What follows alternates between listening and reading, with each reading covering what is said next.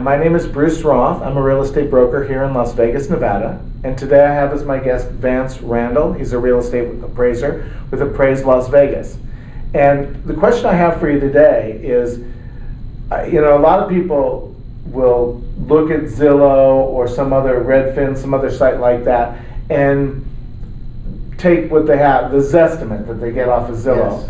And they say to me, Zillow says my house is worth $450, but I look at the comps and it's, maybe $385. How accurate? What kind of credence can we give to what those websites say? That's a great question, Bruce. Now, these AVMs, which stands for Automation Valuation Model, a lot of these websites are using this data to gather large pools of properties and large data markets to create what they call, Zillow calls it a Zestimate, but there's many other websites out there in real estate that will provide an estimated value of your property. Here's the reason why those won't work 99% of the time. All those websites have access to is our public records. They don't have access to MLS. They don't have access to everything within our MLS system to find out what type of sale it is. All they do is pull records from our county assessor and our tax records. Anything that's recorded in there is going to be pulled and considered as a sale for purposes like Zillow and Redfin and some other websites like that. So when you have all that data put in there and it's not sifted through and it's not gone through as far as what is actually a sale and what was not a sale, you're not going to have accurate values. For example, a website like that will pull homes within a certain radius of yours, and those could be in a completely different community, completely different market area. It could be pulling a home from off of a golf course, down the street. It could be pulling a trustee sale, which is not even a typical, traditional sale. It'll pull short sales.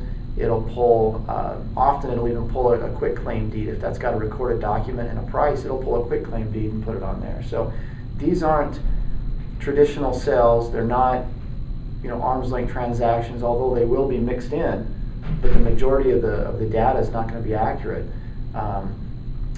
They're also not using comparable properties, So you're saying that you don't think that those are really valid estimates?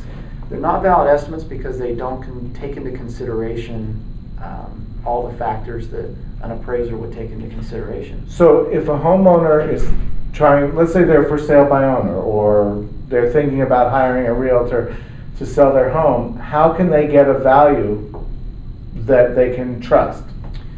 A lot of people will rely on agents for this. Their agent, they'll rely on them with their market experience in that particular neighborhood, and the agent will seek out comparable properties and try to find sales to kind of give them an idea of when they put their home on the market what it's going to sell for. However, an appraiser is going to determine the market value of that home regardless of whether it's put on the market or not. And oftentimes these prices, these values can be same, sometimes they can be different. The way I see it is an agent's job is to get the highest price for their client, whether they're selling the home or to get the best deal for their buyer. Now that sales price may not always equal value, that price and value are different. You might be able to say, put your house on the market for $300,000, and you might get offers all day on it because of a couple of factors. It could be low inventory. It could be something that the buyers really like about that property versus the other ones. However, just because they agree to pay $300 does not mean that's what the value is. And that's what our job is as appraisers, is to... I thought that was basically the definition of value, is what on an arm's length transaction, what a willing buyer is ready, capable, and willing to pay. See, that's it's a myth in a sense.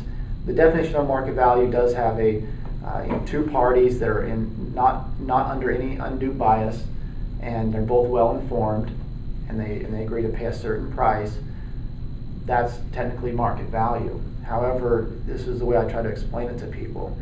If you have a buyer, that's different than if you have what we call a borrower. A borrower is someone that's got to get money from a bank. If you're going to get money from a bank to buy a property, the bank wants to know that value is worth that much. Just because me as a borrower says, I'm going to pay you whatever you want for that property. You know, I think it's fair if I pay you $300,000 for that property. Well, did anybody else agree to do that in the neighborhood? I don't know. But So that's why the comps are so important. they're very important because they show the bank, who ultimately is lending the money, that their money's safe and that they're lending the right amount of money. Just because I say I want to pay, a certain price for your home doesn't mean that's what it's worth. I might not be informed. So you would say that even though I show my client all the comps and we examine it in detail, whether I'm representing the buyer or the seller, that we might misjudge, and that because of your more professional and accurate experience, your opinion of value is likely to be more accurate than the one that my client and I come up with together. Yes. Okay, great. Yeah. So really, if they need an accurate value, they should pay the fee to hire someone. Exactly. If you want to know that you're paying the right price, and if you want to know you're selling your house for the right price, hire an independent appraiser. Great. That's going to get you your best information. Thank you.